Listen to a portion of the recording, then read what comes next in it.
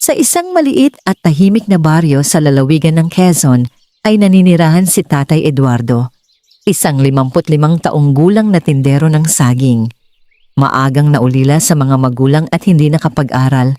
Buong buhay niyang ipinaglaban ang marangal na pamumuhay sa kabila ng matinding kahirapan. Nakatira siya sa isang maliit na kubong gawa sa kawayan at pawid na matatagpuan sa dulo ng baryo. Sa tuwing malakas ang ulan, pumapasok ang tubig sa kanilang bahay. Kapag tag-init naman, tila nagiging pugo ng kanilang tahanan. Ngunit hindi kailanman nagreklamo si Eduardo sa kanyang kapalaran. Kasama niya sa buhay ang kanyang asawa na si Aling Rosa, isang mapagmahal at matiising babae, at ang kanilang bunsong anak na si Liza na nasa 2 taon ng kolehiyo. Ang kanilang panganay na anak ay maagang nag-asawa at bumukod na ng tirahan. Araw-araw, 3:00 pa lamang ng madaling araw ay gising na si Eduardo. Tahimik siyang bumabangon upang hindi magising ang kanyang asawa at anak. Matapos magkape ng kapeng barako at kumain ng kaunting kamote, isinasakay niya ang mga bungkos ng saging sa kanyang lumang kariton. Mahigit 2 kilometro ang kanyang nilalakad patungo sa bayan upang magtinda. Sa kabila ng kanyang edad, hindi siya nagrereklamo. Lagi niyang sinasabi, hindi mahalaga kung gaano kahirap ang buhay. Ang mahalaga ay hindi tayo nawawalan ng dangal at pag-asa. Kilala siya sa buong palengke bilang mabait at mapagbigay. Kapag may matandang walang pambili ng saging, binibigyan niya ito ng libre. Kapag may batang nagugutom, iniaabot niya ang ilan sa kanyang paninda. Subalit ang kanyang kabutihan ay hindi sapat upang makaahon sa kahirapan. May mga araw na kalahati lamang ng kanyang paninda ang nabebenta. Minsan pa nga ay umuwi siyang halos walang dalang pera. Isang hapon, habang nagbibilang siya ng kanyang kinita, napayuko siya. 200 piso lamang ang natira matapos ibawas ang kanyang puhunan. Napabuntong hininga siya. Paano ko mababayaran ang matrikula ni Liza? Bulong niya sa sarili. Nakita siya ni Aling Rosa. Eduardo, huwag kang mag-alala. Makakaraos din tayo. Ngumiti siya, ngunit bakas sa kanyang mga mata ang lungkot. Gusto kong matapos sa pag-aaral si Liza. Ayokong maranasan niya ang hirap na dinanas natin. Napaluha si Aling Rosa. Alam niyang ibinuhos ng kanyang asawa ang buong lakas para lamang mabigyan sila ng magandang buhay. Kinabukasan ay muli siyang nagtungo sa bayan. Ngunit tila hindi pabor sa kanya ang araw na yon. Kakaunti ang mamimili. May ilang kabataang dumaan at pinagtawanan ang kanyang lumang kariton. Matanda na siya, pero nagtitinda pa rin ng saging. Baka hanggang doon na lang ang buhay niya. Narinig iyon ni Eduardo, ngunit hindi siya nagsalita. Mas pinili niyang ngumiti. Sa kanyang puso ay may pag-asang balang araw ay magbabago rin ang kanyang kapalaran. Nang lumubog ang araw ay hindi pa rin niya nauubos ang kanyang paninda. Nagpasya siyang dumaan sa isang masukal na daan, pauwi, upang mas mapabilis ang kanyang pag-uwi. Tahimik ang paligid. Tanging huni ng mga ibon at lagaslas ng hangin ang kanyang naririnig. Habang naglalakad, ay may nakita siyang kakaibang liwanag sa ilalim ng isang matandang punong balete. Nagtaka siya. Hindi niya yun dating nakikita. Dahan-dahan siyang lumapit at doon ay nakita niya ang isang magandang babae na nakasuot ng makinang na puting kasuotan. Mahaba ang buhok nito na tila sumasabay sa ihip ng hangin. Ngunit ang higit niyang ikinagulat ay ang mga sugat sa katawan nito. Nahihirapan itong tumayo. Agad na lumapit si Eduardo. Ineng, ayos ka lang ba? Puno ng pag-aalala niyang tanong. Tumingin ang babae sa kanya. May kakaibang ningning ang mga mata nito. Salamat. Ngunit maaari mo ba akong tulungan? Mahina nitong sabi. Hindi nagdalawang isip si Eduardo. Pinunit niya ang bahagi ng kanyang damit upang gawing panali sa sugat ng babae. Ibinigay pa niya ang natitira niyang baon na pagkain. Hindi niya alintana Kung wala nang matitira para sa kanya, mahalaga sa kanya na may matulungan. Tahimik siyang nag-alaga hanggang sa gumaling ang babae. Pagkaraan ng ilang sandali ay unti-unting lumiwanag ang buong paligid. Napaatras si Eduardo. Unti-unting naglaho ang mga sugat ng babae. Ang simpleng damit nito ay naging isang napakagarbong kasuotan na kumikislap na parang gawa sa liwanag. Lumakas ang hangin at mula sa likuran nito ay sumilay ang isang mahiwagang anyo. Napanganga si Eduardo. "Huwag kang matakot," malumanay na sabi ng babae. "Ako ay isang diwa ata." Napatigil si Eduardo. Hindi siya makapaniwala sa kanyang naririnig. "Matagal kitang sinusubok, Eduardo. Marami ang dumaan sa lugar na ito, ngunit walang tumulong sa akin. Ikaw lamang ang nagbigay ng awa kahit ikaw mismo ay naghihirap."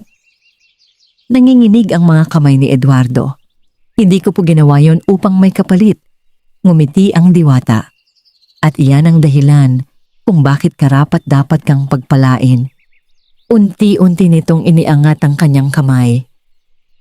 May lumitaw na isang maliit na gintong binhi na kumikislap sa kanyang palad. Ito ang simula ng pagbabagong magdadala sa iyo sa buhay na hindi mo kailanman inakala. Mahigpit na hinawakan ni Eduardo ang mahiwagang binhi.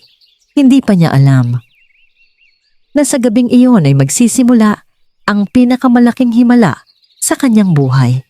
Nakatayo si Tatay Eduardo sa ilalim ng matandang punong balete habang nanginginig ang kanyang mga kamay. Mahigpit niyang hawak ang maliit na gintong binhing ibinigay ng diwata. Hindi niya mawari kung panaginip lamang ba ang lahat o isang himalang tunay na nagaganap sa kanyang harapan. Ang diwata ay nakangiti habang pinagmamasdan siya. "Huwag kang matakot, Eduardo," malumanay nitong wika. "Ang biyayang ito ay hindi ibinibigay sa lahat. Ito ay gantimpala sa iyong kabutihan at dalisay na puso." Tinitigan ni Eduardo ang gintong binhi. Mula rito ay lumalabas ang banayad na liwanag na tila nagbibigay ng kakaibang init sa kanyang mga palad. "Ano po ba ang dapat kong gawin dito?" mahinahong tanong niya. "Dalhin mo ito sa iyong tahanan," sagot ng diwata. "Itanim mo sa lupang pinakamamahal mo at alagaan mo ito ng may pagtitiis. Ngunit tandaan mo, ang pinakamahalagang sangkap upang ito'y lumago ay hindi tubig o pataba." Napakunot ang noo ni Eduardo. "Kung hindi po tubig, ano po?" Ngumiti ang diwata. "Pagmamahal, kabutihan at katapatan." Bago pa man muling makapagtanong si Eduardo, ay unti-unting naglaho ang liwanag sa paligid. Nawala rin ang diwata na para bang hangin lamang na lumipad sa dilim ng gabi. Naiwan siyang mag-isa, tahimik. Ngunit sa kanyang puso ay may bagong pag-asa. Nang makarating siya sa kanilang kubo, ay agad siyang sinalubong ni Aling Rosa. "Eduardo, bakit ngayon ka lang? Nag-aalala na kami." Lumapit naman si Liza at kinuha ang kanyang kariton. Napangiti si Eduardo. "Huwag kayong mag-alala. May nangyari lamang na hindi ko maipaliwanag." Ikinuwento niya ang lahat. Ang babaeng sugatan, ang paghahayag nito bilang diwata, at ang mahiwagang gintong binhi. Tahimik na nakinig sina Aling Rosa at Liza. Sa una ay hindi makapaniwala si Aling Rosa. Ngunit nang makita niya ang gintong binhi na naglalabas ng banayad na liwanag, napahawak siya sa kanyang dibdib. Tunay ngang himala ito. Ngumiti si Eduardo.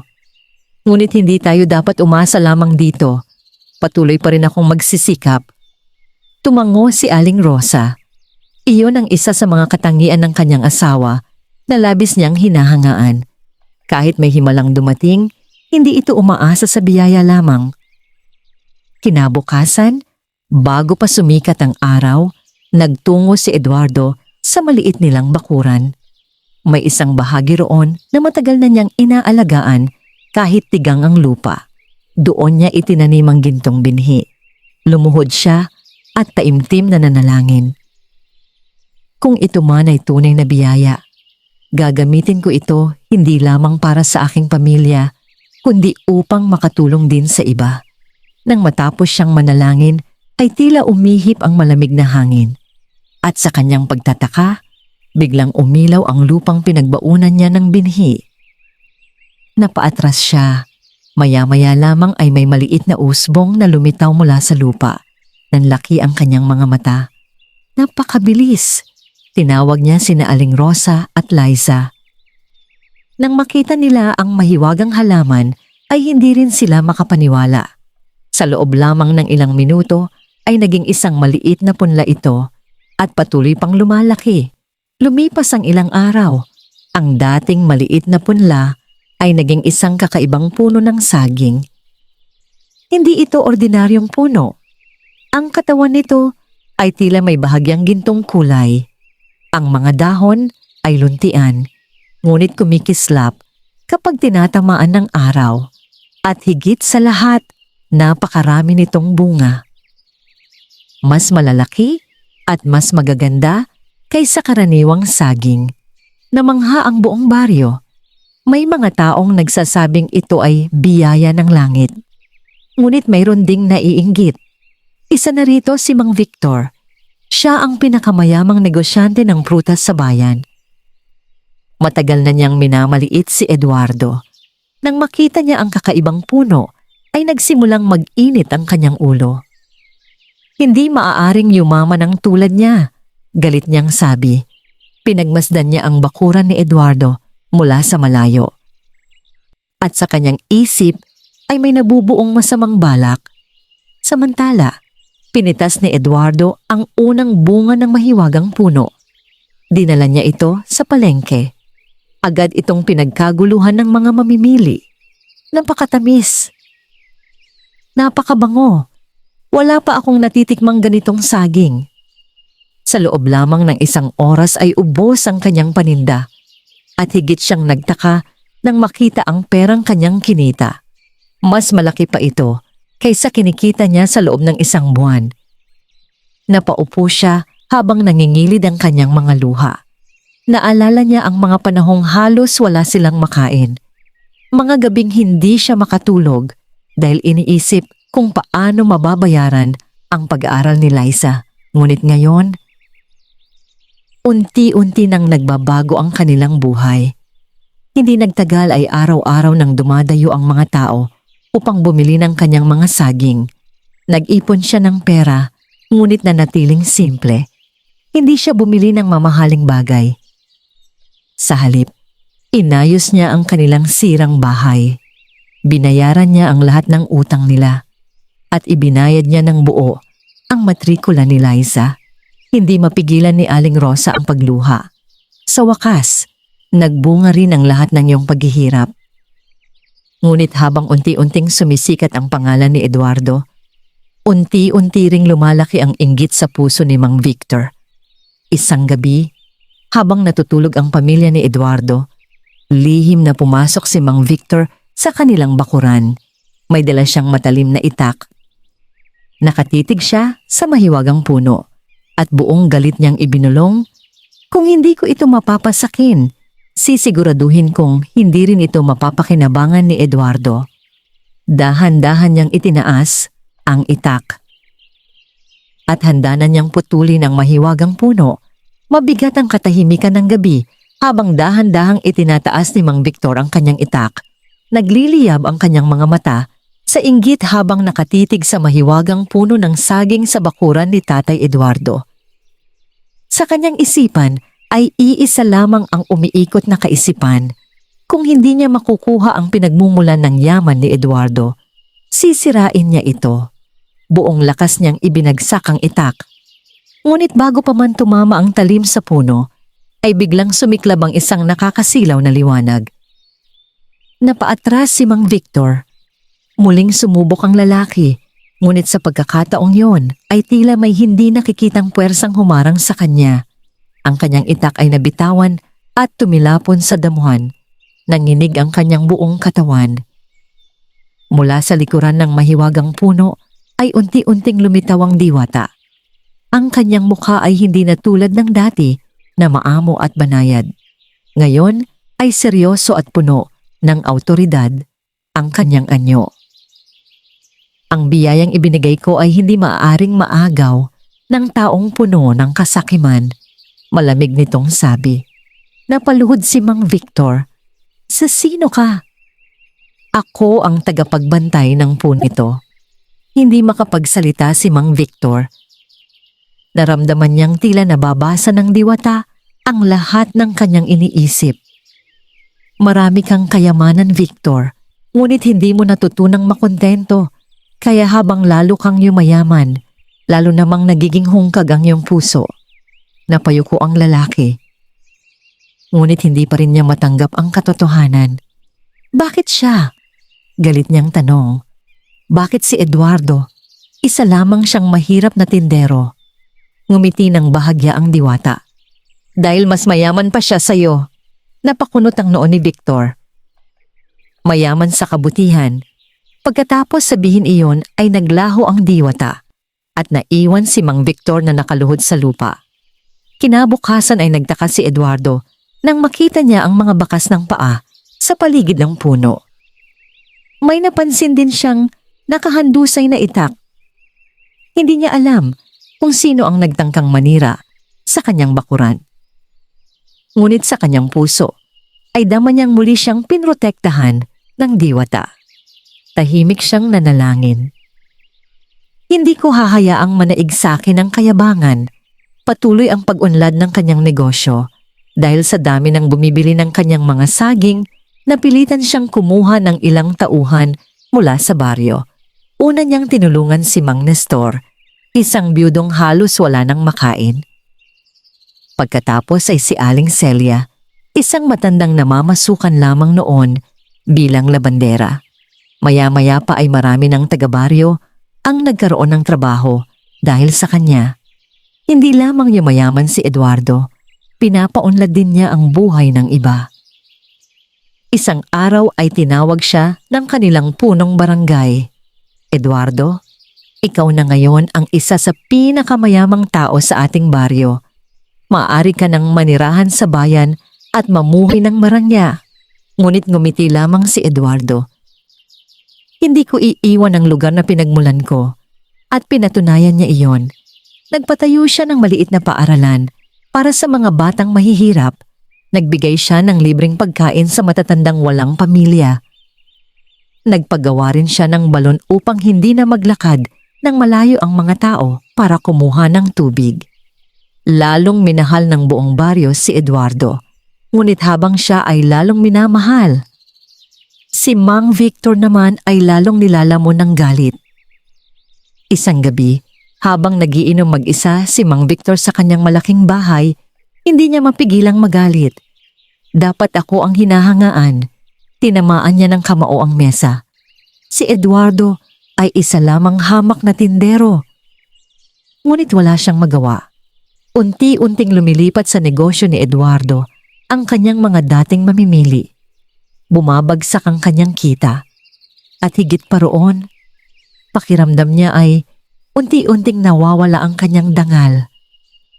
Makalipas ang ilang araw, may dumating na isang matandang babae sa bahay ni Eduardo. Marumi ang kanyang damit at tila ilang araw nang hindi nakakain. Agad siyang pinapasok ni Eduardo, pinakain, pinainom, at pinahinga. Pagkatapos kumain ay ngumiti ang matanda. Napakabuti mo talaga. Hindi po, sagot ni Eduardo. Ginagawa ko lamang ang tama. Tumingin sa kanya ang matanda at biglang nagbago ang anyo nito. Muli niyang nakita ang diwata. Napangiti si Eduardo. Kayo po pala. Tumango ang diwata. Masaya akong makita na hindi ka nagbago. Lumapit ito sa mahiwagang puno. At inilagay ang kanyang kamay sa katawan nito. Biglang kumislap ang buong paligid. Nagsimulang manginig ang lupa. Unti-unting lumaki ang puno. Lumawak ang mga ugat. At sa tabi nito ay nagsulputan ng marami pang punong saging na may parehong gintong bunga. Napanganga sina Eduardo, Aling Rosa at Liza. Simula ngayon, sabi ng diwata, hindi lamang isang puno ang iyong biyaya. Ito ay magiging simula ng isang imperyo. Ngunit naging seryoso ang mukha nito. Subalit tandaan mo, kasabay ng paglaki ng iyong kayamanan ay darating din ang mas mabibigat na pagsubok. Napakunot ang noo ni Eduardo. Ano pong pagsubok? Hindi agad sumagot ang diwata.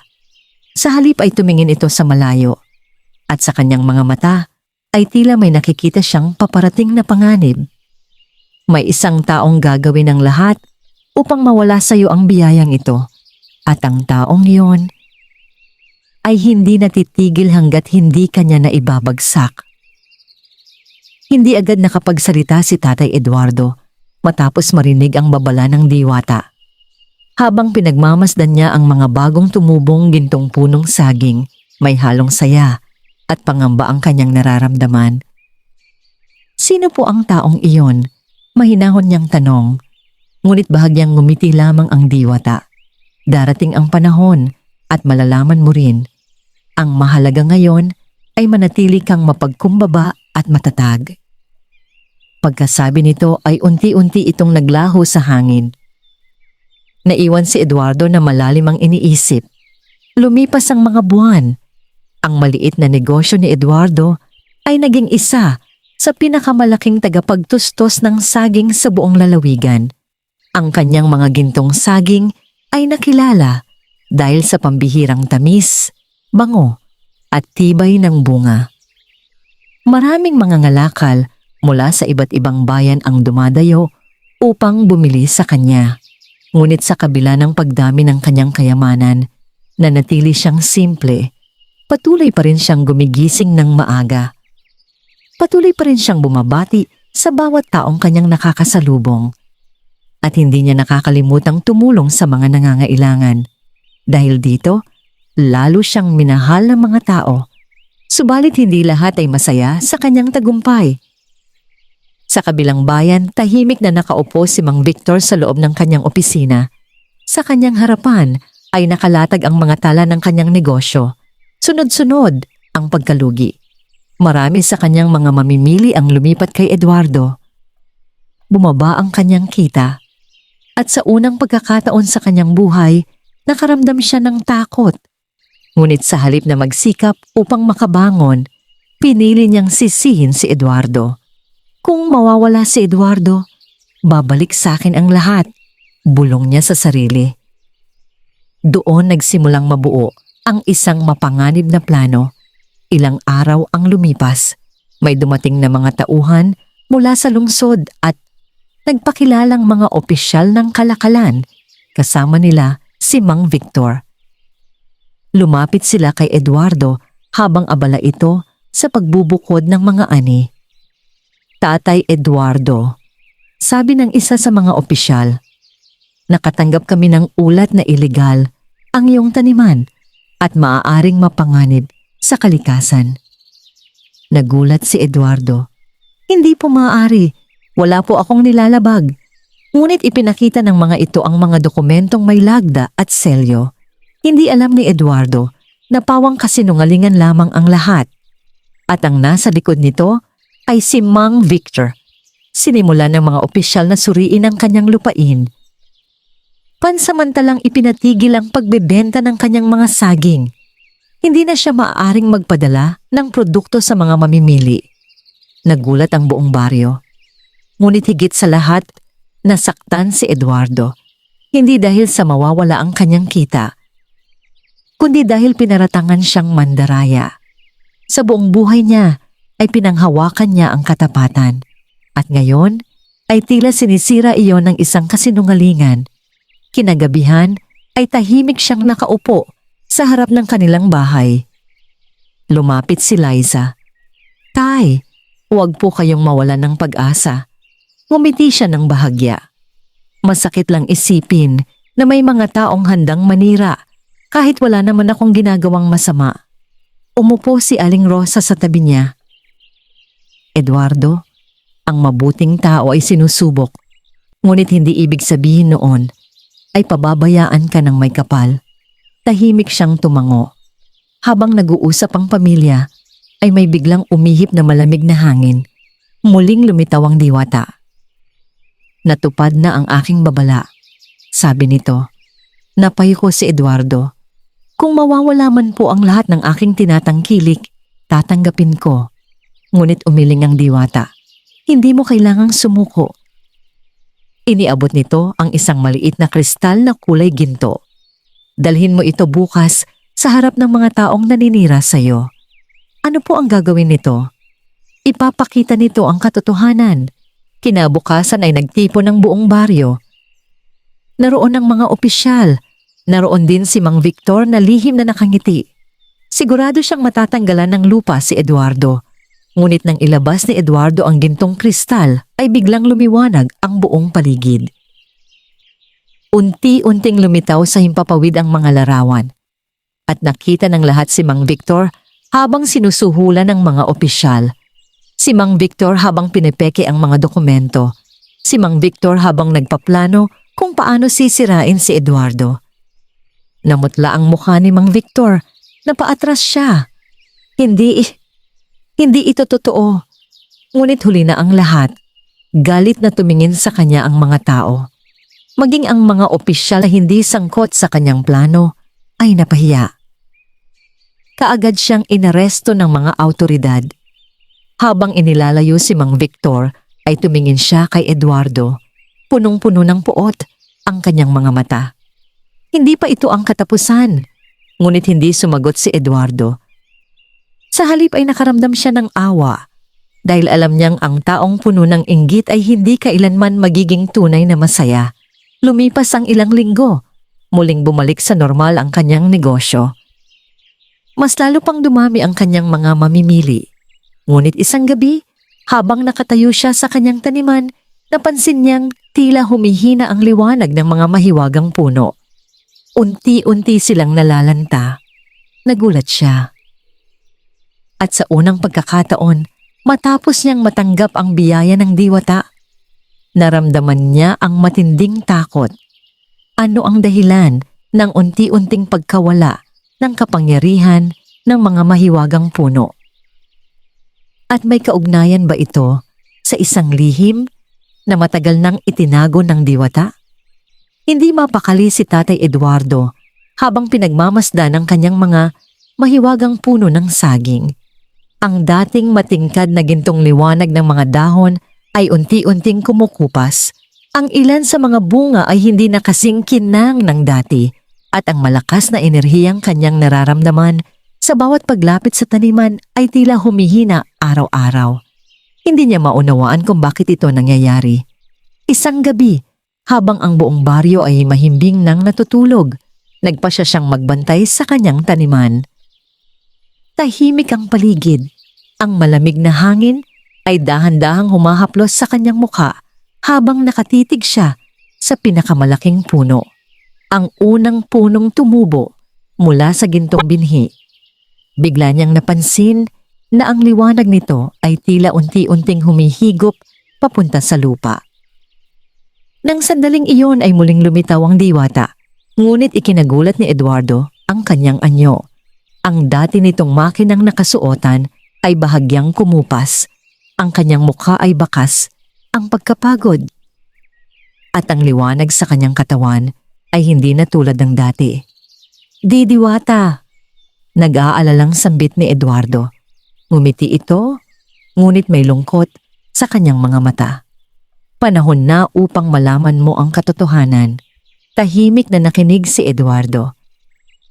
Ang mahiwagang binhing ibinigay ko sa iyo ay bahagi ng aking kapangyarihan, paliwanag ng diwata. Sa bawat biyayang ibinibigay nito, unti-unti ring nababawasan ang aking lakas. Nanlaki ang mga mata ni Eduardo. Hindi ko po alam. Hindi ko sinabi dahil ayokong mabahala ka. Napayo ko si Eduardo. Lahat ng mayroon ako ay dahil sa inyo. Umiling ang diwata. Hindi, Eduardo. Ang lahat ng ito ay bunga ng iyong mabuting puso. Tandaan mo, hindi ka yumaman dahil sa mahika lamang. Yumaman ka dahil marunong kang magsikap magmahal at tumulong. Tahimik na pumatak ang luha mula sa mga mata ni Eduardo. Ayaw niyang mawala ang diwata. Hindi lamang dahil sa biyayang ibinigay nito, kundi dahil itinuring niya itong bahagi ng kanyang pamilya. Maya-maya ay naging seryoso ang diwata. Ngunit may mas mabigat pa akong sasabihin. Napatingin si Eduardo sa kanya. Ang aking kapangyarihan ay may kaagaw. Napakunot ang noo ni Eduardo.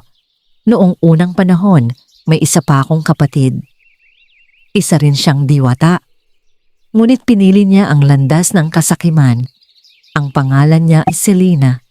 Nagdilim ang mukha ng diwata habang binabanggit ang pangalan. Ninais niyang gamitin ang mahika upang pagyamanin lamang ang kanyang sarili. Dahil doon ay pinalaya siya sa aming kaharian. Tahimik na nakinig si Eduardo. Sa loob ng maraming taon ay hindi siya nagpakita. Ngunit nararamdaman kong bumalik na siya. At siya ang dahilan kung bakit unti-unting humihina ang mga mahiwagang puno. Biglang lumakas ang hangin. Nagsimulang manginig ang lupa. Ang langit ay natabingan ng maitim na ulap. At mula sa gitna ng taniman ay lumitaw ang isang babae. Napakaganda nito, ngunit malamig at mapanganib ang kanyang mga mata. Nakasuot siya ng itim na kasuotan na kumikislap na tila gawa sa usok at anino. Ngumiti siya nang may panunuya. Napakaraming taon kitang hinanap, kapatid. Napahigpit ang pagkakahawak ni Eduardo sa kanyang dibdib. Ito ba ang sinasabing Selena? Tumingin ang babae kay Eduardo. Ikaw pala ang hamak na tao na pinaglaanan mo ng iyong kapangyarihan. Matalim ang kanyang tingin. Sayang lamang. Agad na humarang ang diwata sa harap ni Eduardo. Huwag mo siyang sasaktan. Ngumiti si Selena. Bakit hindi? Kung mawawala siya, mapapasakin ang lahat ng iyong natitirang kapangyarihan. Iwinasiwas ni Selena ang kanyang kamay.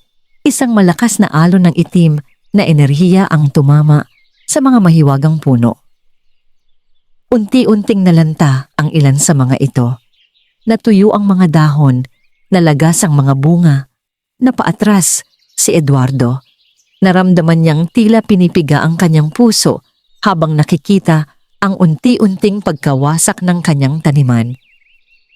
Ngunit ang higit na masakit ay ang makita ang diwata na tila nahihirapang lumaban. Lumapit si Eduardo. Hindi kita hahayaang mag-isa sa laban na ito, napalingon ang diwata. Eduardo, mapanganib ito. Ngunit umiling siya. Noong ako ang nangangailangan, hindi mo ako pinabayaan. Ngayon, ako naman ang tutulong sa iyo. Ngumiti ang diwata. At sa unang pagkakataon ay nakita ni Eduardo ang luha sa kanyang mga mata. Ngunit biglang tumawa si Selena. Napakahina ng tao. At napakahina mo rin, kapatid. Itinaas niya ang kanyang dalawang kamay. At mula sa lupa ay nagsimulang umusbong ang maiitim na ugat na mabilis na gumapang patungo sa buong taniman. Isa-isang nababalot ng kadiliman ang mga mahiwagang puno. At sa gitna ng kaguluhan, biglang nawalan ng malay ang diwata at bumagsak sa mga bisig ni Eduardo. Nayanig si Eduardo habang nakangisi si Selena mula sa malayo. Dito pa lamang nagsisimula ang inyong pagdurusa. At sa kanyang pagkawala ay iniwan niya ang isang sumpang mabilis na kumalat sa buong lupain ni Eduardo. Unti-unting natutuyo ang mga pananim, humihina ang mga puno. At kasabay nito, unti-unti ring nawawala ang mahiwagang kapangyarihan ng diwata. Mahigpit na niyakap ni Tatay Eduardo ang diwata habang ito ay walang malay sa kanyang mga bisig. Sa unang pagkakataon, mula nang magbago ang kanyang buhay, nakaramdam siya ng matinding pangamba. Ang dating makulay at masaganang taniman ay unti-unting nababalot ng dilim. Ang mga gintong dahon ay nalalagas.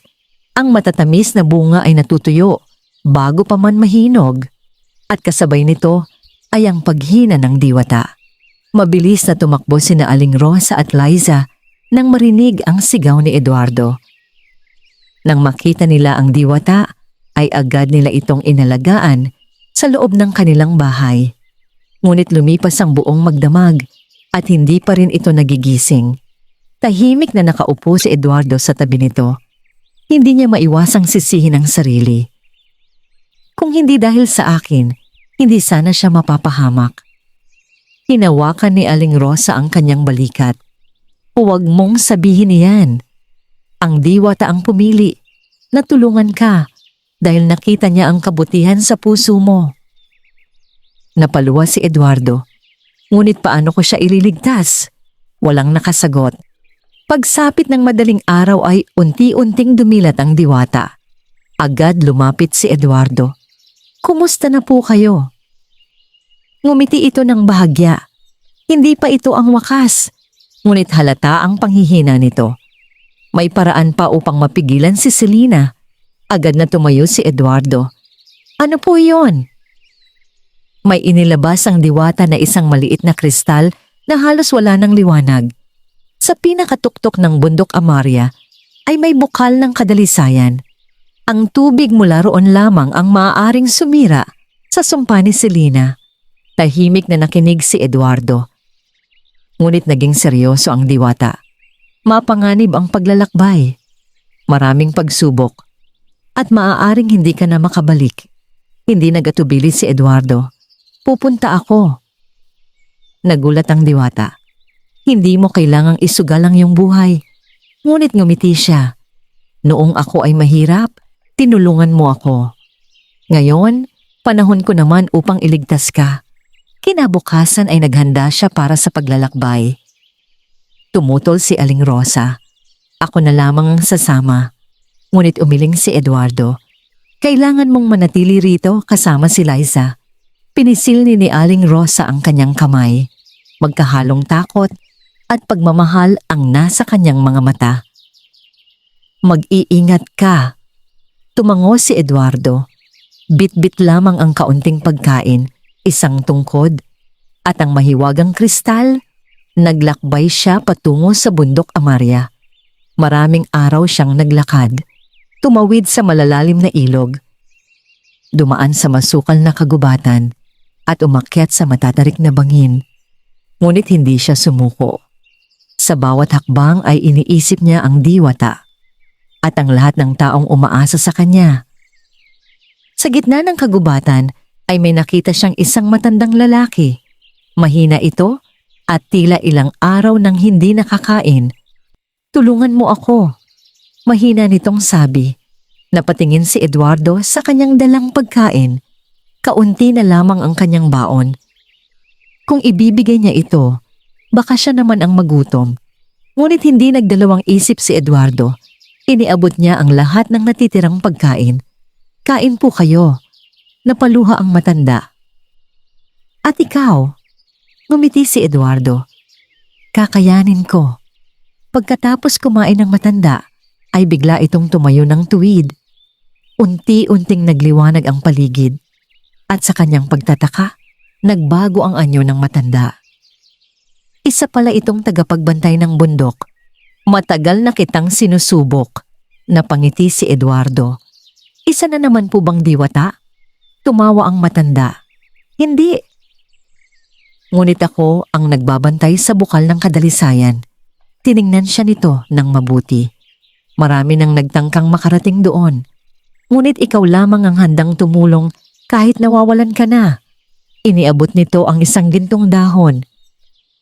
Ito ang magsisilbing proteksyon mo. Nagpatuloy si Eduardo sa paglalakbay. Ngunit habang papalapit siya sa bukal, ay naramdaman niyang lumalamig ang paligid. Unti-unting dumidilim ang kalangitan. At sa harap niya, muling lumitaw si Selena. Nakangiti ito, ngunit puno ng galit ang kanyang mga mata. Hindi kita hahayaang makarating doon. Iwinasiwas niya ang kanyang kamay at mula sa lupa ay nagsulputan ang mga nilalang na gawa sa anino. Napahigpit si Eduardo sa kanyang tungkod. Hindi siya mandirigma. Isa lamang siyang simpleng tindero ng saging, ngunit hindi siya maaring umatras dahil nakataya rito ang buhay ng diwata. at ang kinabukasan ng kanyang pamilya. Habang papalapit ang mga nilalang ng kadiliman, mahigpit niyang hinawakan ang gintong dahon at bigla itong nagliwanag sa kanyang mga palad. Maliwanag na nagniningning ang gintong dahon sa mga kamay ni Tatay Eduardo habang papalapit sa kanya ang mga nilalang nagawa sa anino. Sa unang pagkakataon sa kanyang buhay, naramdaman niya ang matinding takot. Hindi siya isang mandirigma. Hindi siya marunong gumamit ng mahika. Isa lamang siyang simpleng tindero ng saging na minsang nangarap magkaroon ng maayos na buhay para sa kanyang pamilya. Ngunit ngayon, kailangan niyang maging matatag. Hindi lamang para sa kanyang sarili, kundi para sa diwata na nagligtas sa kanya at sa buong baryong umaasa sa kanyang kabutihan. Habang papalapit ang mga nilalang, lalo pang lumiwanag ang gintong dahon. Isang mainit na enerhiya ang kumalat sa buong katawan ni Eduardo. Unti-unti niyang naramdaman ang kakaibang lakas at katahimikan ng kanyang isipan. Biglang bumuo ng isang gintong liwanag ang dahon sa kanyang paligid. Nang sumugod ang mga nilalang, ay isa-isa silang naglaho sa sandaling dumikit sila sa liwanag. Napatigil si Selena. Hindi niya inaasahang mapoprotektahan ng isang simpleng tao ang sarili nito. Ngunit nanatili ang kanyang malamig na ngiti. Akala mo ba sapat na yan upang talunin ako? Malamig niyang sabi. Hindi sumagot si Eduardo. Sa halip ay nagpatuloy siya sa paglalakad. Mas lalong nagalit si Selena. Muling iwinasiwas ni Selena ang kanyang kamay. Sa pagkakataong ito ay nagbukas ang lupa sa harap ni Eduardo. Lumitaw ang isang malalim at nakakatakot na bangin. Malakas ang hangin. Madilim ang kailaliman. Ngunit hindi natinag si Eduardo. Mahigpit niyang hinawakan ang gintong dahon at taimtim na nanalangin. Biglang kumislap ang liwanag. At mula sa bangin ay nabuo ang isang tulay na gawa sa gintong sinag. Tahimik na tumawid si Eduardo. Samantalang si Selena ay napatitig sa kanya nang may pagtataka. Bakit napakalakas ng pananampalataya ng taong ito? Matapos ang mahabang paglalakbay, ay narating ni Eduardo ang pinakatuktok ng bundok Amaria. At doon niya nakita ang bukal ng kadalisayan. Napahinto siya. Ang tubig nito ay malinaw na tila kristal. Sa bawat patak ay sumisiklab ang maliliit na liwanag na tila mga bituin. Napakaganda ng tanawin. At habang pinagmamasdan niya ito, ay nakaramdam siya ng kakaibang kapayapaan. Lumuhod siya. Nagpasalamat at maingat na pinuno ang dala niyang maliit na sisidlan ng tubig mula sa bukal. Ngunit nang sandaling mahawakan niya ang tubig, ay may isang tinig na umalingaw-ngaw sa buong bundok. Eduardo? Napalingon siya. Sa kanyang harapan ay lumitaw ang isang matandang babae na may mapayapang mukha. Siya ang tagapag-ingat ng bukal ng kadalisayan. Taglay mo ang kabutihan, katapatan at pag-ibig. Ngunit nais kong itanong sa'yo, kung pipili ka, ililigtas mo ba ang diwata? O hihilingin mong manatili ang lahat ng iyong kayamanan? Hindi agad nakasagot si Eduardo. Naalala niya ang hirap na kanya pinagdaanan, ang mga araw na wala silang makain. Ang mga gabing umiiyak si Liza dahil walang pambayad sa paaralan. Ang mga panahong halos mawalan na siya ng pag-asa. Ngunit mas naalala niya ang kabutihan ng diwata, ang paniniwala nito sa kanya, at ang pagmamahal na ipinakita nito sa kanilang pamilya. Ngumiti siya. Hindi mahalaga ang kayamanan. Kung mawawala man ang lahat ng akin, ngunit mabubuhay ang diwata, tatanggapin ko yon ng buong puso. Ngumiti ang tagapag-ingat. At sa kanyang mga mata ay nabanaag ang paghanga. Iyan ang tunay na kayamanan, Eduardo. Biglang lumiwanag ang buong paligid at ang tubig sa kanyang sisidlan ay naging gintong kristal. Dalhin mo ito. Taglay nito ang kapangyarihang makapagpapalaya sa sumpa. Ngunit bago pa man siya makaalis, biglang nagdilim ang kalangitan. lumakas ang hangin at bumalot ang itim na ulap sa buong bundok. Muling nagpakita si Selena. Ngunit ngayon ay higit siyang nakakatakot. Mas malakas, mas mabagsik, at puno ng galit. Kung hindi ko makukuha ang kapangyarihan ng bukal, mas mabuti pang mamatay kayong lahat. Itinaas niya ang kanyang dalawang kamay. Nagsimulang manginig ang buong bundok. Unti-unting nabibitak ang lupa.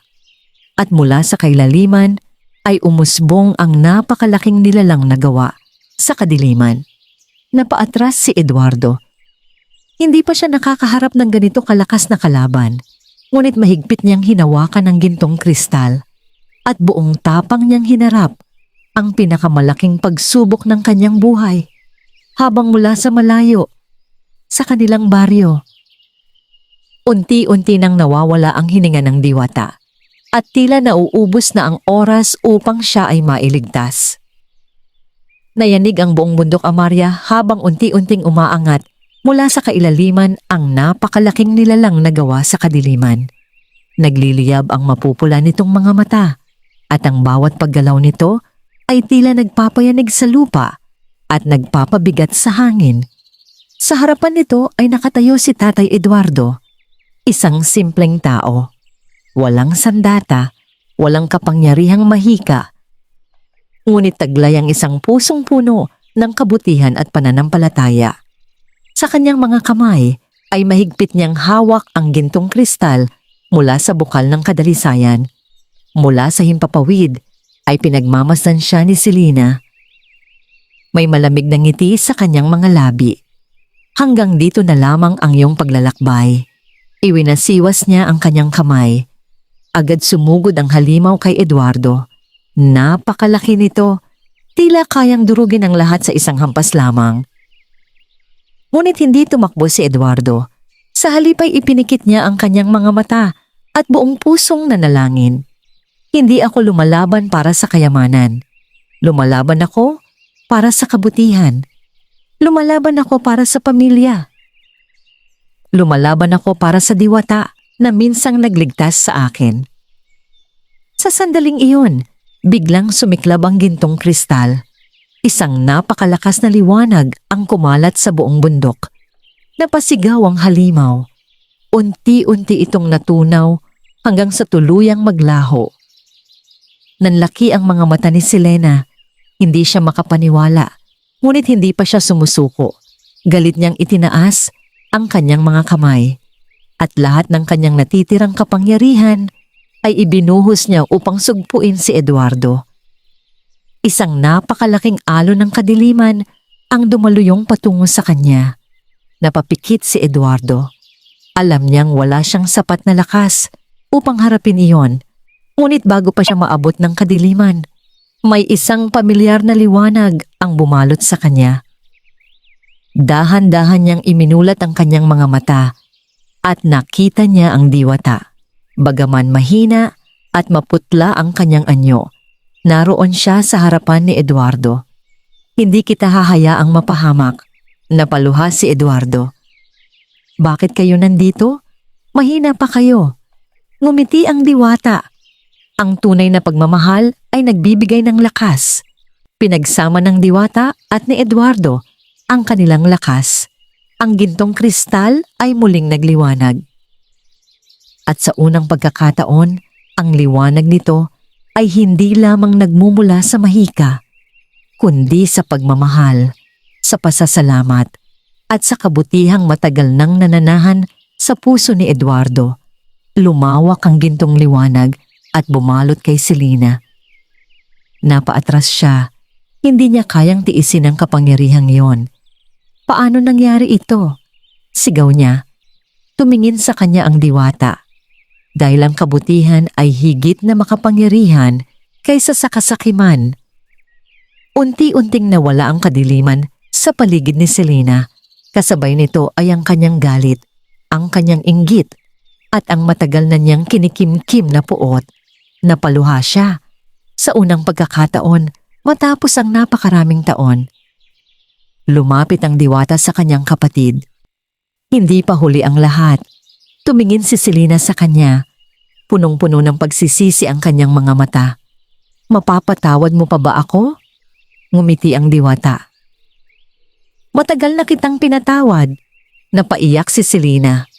At sa sandaling iyon ay tuluyan ng naglaho ang kadiliman sa kanyang puso. Unti-unting bumalik ang liwanag sa buong bundok Amaria. Ang mga tuyong halaman ay muling nabuhay.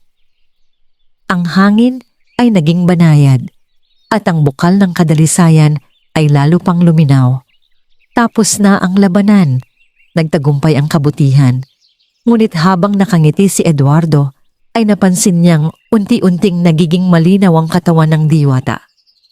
Nagulat siya. Diwata! Ngumiti ito ng mapayapa. Natapos na ang aking tungkulin. Napailing si Eduardo. Hindi maari. Hindi niya matanggap. Matapos ang lahat ng kanilang pinagdaanan, matapos siyang iligtas nito at mahalin na parang sariling pamilya, hindi niya kayang mawala ito. Ngunit patuloy na nagiging liwanag ang katawan ng diwata at sa kanyang mga labi ay nananatili ang isang mapayapang ngiti. Eduardo, ang pinakamahalagang biyaya na naibigay ko sa iyo ay hindi ang kayamanan, kundi ang kakayahang magbigay ng pag-asa sa iba. Napaluha si Eduardo habang pinipigilan ang pag-alis nito. Ngunit unti-unti na itong naglalaho at bago ito tuluyang mawala, may iniwan itong isang huling regalo. Isang maliit na butong kulay ginto ang dahan-dahang bumagsak sa mga palad ni Eduardo kasabay ng isang lihim na magbabago muli sa kanyang kapalaran. Mahigpit na hinawakan ni Tatay Eduardo ang maliit na gintong buto na iniwan ng diwata.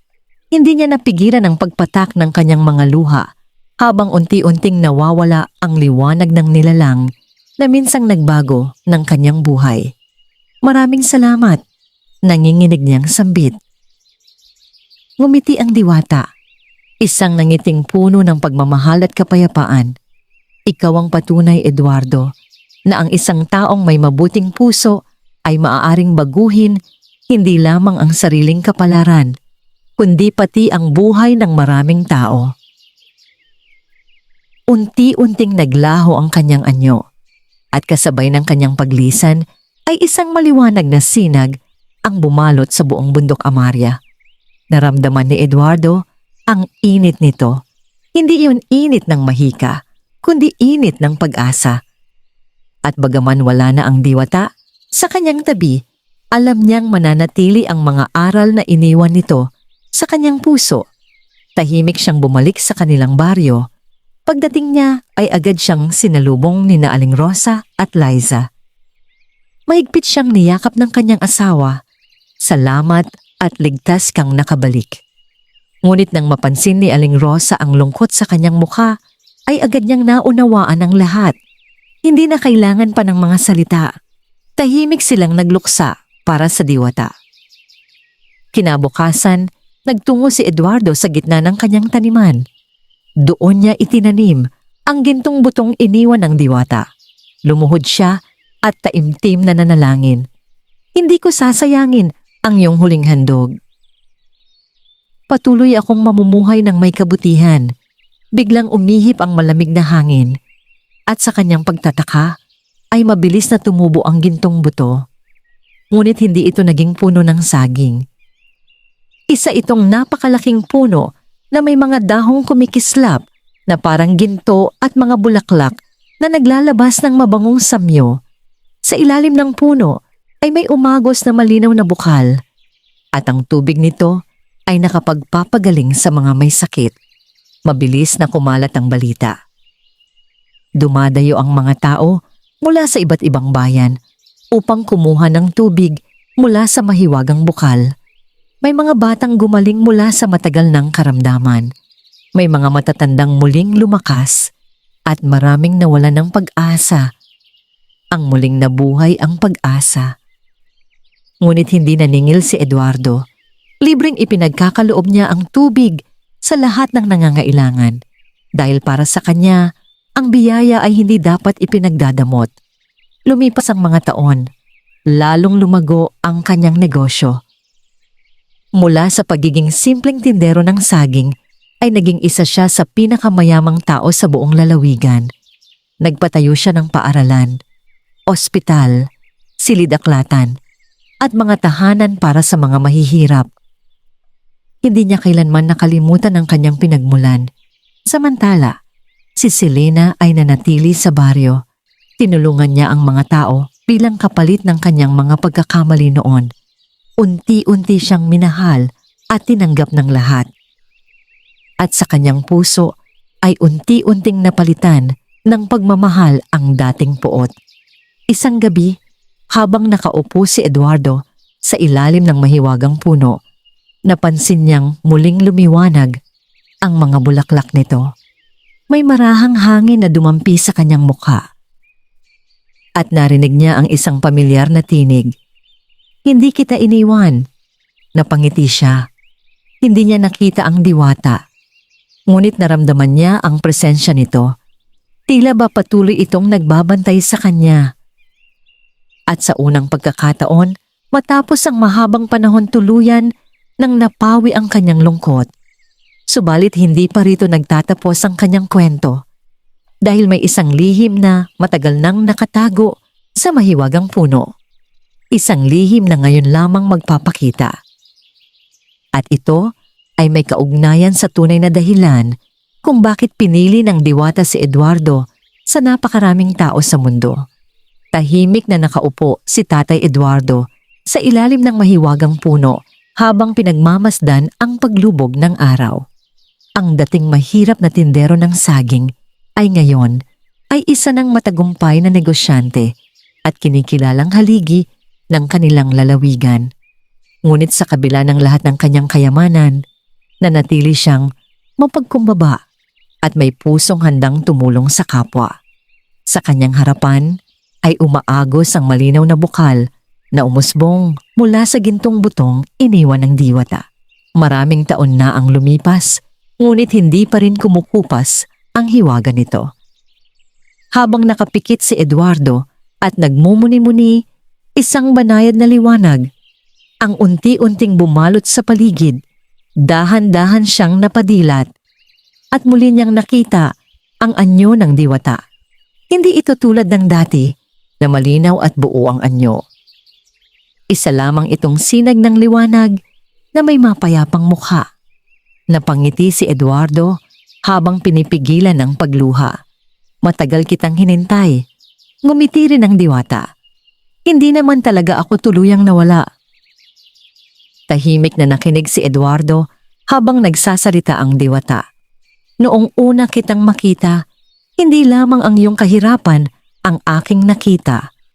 Nakita ko ang isang taong marunong magsakripisyo.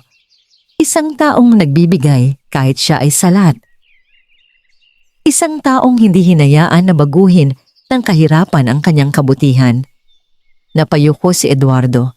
Hindi niya kailanman inakala na ang simpleng pagtulong niya noon sa isang sugatang babae ay hahantong sa ganitong buhay. Ngunit ngumiti ang diwata at ipinagpatuloy ang kanyang kwento. Ang tunay na dahilan kung bakit kita pinili ay dahil minsan mo ring iniligtas ang aking buhay. Nagulat si Eduardo. Hindi ko po maalala. 20 taon na ang nakalipas, sabi ng diwata. Isa akong batang babae noon na nawawala sa kagubatan. Ikaw ang tumulong sa akin. Binigyan mo ako ng pagkain kahit wala ka ring makain. Inihatid mo ako sa ligtas na lugar. At umalis ka nang hindi naghihintay ng anumang kapalit. Nanlaki ang mga mata ni Eduardo. Unti-unting bumalik sa kanyang alaala ang isang gabi ng malakas na ulan. Isang batang babaeng umiiyak sa tabi ng kagubatan. At isang pirasong tinapay na ibinigay niya rito. Hindi niya inakalang ang batang yon ay isang diwata. At lalong hindi niya inakalang maaalala pa siya nito makalipas ang napakaraming taon. Kaya nang dumating ang panahon na ikaw naman ang nangangailangan, sabi ng diwata, ibinalik ko lamang ang kabutihang minsan mong ipinakita. Napaluha si Eduardo. Hindi dahil sa kayamanan, hindi dahil sa himala, kundi dahil napatunayan niyang walang kabutihang tunay na nawawala. Anumang mabuting ginagawa ng tao ay may paraan upang bumalik sa kanya sa tamang panahon. Lumipas pa ang maraming taon, mas lalo pang lumago ang negosyo ni Eduardo. Ngunit hindi niya ginamit ang kanyang yaman para lamang sa sarili. Nagpatayo siya ng mga paaralan upang mabigyan ng edukasyon ang mahihirap na bata. Nagpagawa siya ng ospital upang matulungan ang mga walang pambayad sa pagpapagamot. Naglaan siya ng puhunan para sa maliliit na negosyante upang magkaroon sila ng sariling pagkakakitaan. Dahil para kay Eduardo ang tunay na yaman ay hindi nasusukat sa dami ng pera. Ito ay nasusukat sa dami ng taong natutulungan. Dumating ang panahon na tumanda si Tatay Eduardo. Pumuti ang kanyang buhok, humina ang kanyang katawan. Ngunit hindi kailanman kumupas ang kanyang kabutihan. Sa bawat umaga ay pumupunta pa rin siya sa ilalim ng mahiwagang puno. Nakikipag-usap sa hangin at nagpapasalamat sa lahat ng biyayang kanyang tinanggap. Isang mapayapang gabi, habang nakatanaw siya sa mga bituin, muli niyang naramdaman ang mainit na liwanag na minsang nagbago ng kanyang buhay. Napangiti siya at dahan-dahang ipinikit ang kanyang mga mata. Sa kanyang huling sandali ay wala siyang pagsisisi sapagkat nabuhay siya ng may dangal. Nagmahal ng tapat at nagbigay ng buong puso. Pagkaraan ng kanyang pagpanaw, ipinagpatuloy ni na Aling Rosa at Liza ang kanyang mga nasimulan. Ang mahiwagang puno ay nanatiling buhay sa gitna ng baryo. At naging simbolo ito ng pag-asa. Hanggang sa mga sumunod na salinlahi ay ikinukwento pa rin ang alamat ni Tatay Eduardo, ang mahirap na tindero ng saging na pinayaman ng diwata. Ngunit higit pa sa kayamanan, pinayaman siya ng kabutihan, pagmamahal at pananampalataya. At iyon ang biyayang mananatili magpakailanman. Wakas.